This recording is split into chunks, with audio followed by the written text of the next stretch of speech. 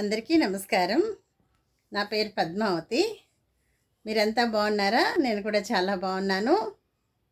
మరి నేను అడుగుతున్న ప్రశ్నలను మీరందరూ ఎంతో ఇంట్రెస్ట్గా వింటున్నారు.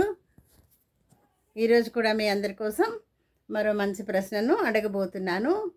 అయితే ప్రశ్నను అడగబోయే ముందు నిన్న అడిగిన ప్రశ్నకు సమాధానం వినండి ఫ్రెండ్స్. బయటకు వెడితే పువ్వు, ఇంట్లో ఉంటే మొగ్గ అని అడిగాను కదా. దానికి సమాధానం ఏమిటంటే గొడుగు. గొడుగు ఇంట్లో ఉన్నప్పుడు ముడుచుకుని ఉంటుంది కాబట్టి మొగ్గలా ఉంటుంది.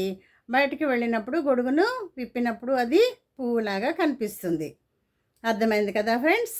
మరి ఇప్పుడు మరో ప్రశ్న వినండి ఫ్రెండ్స్.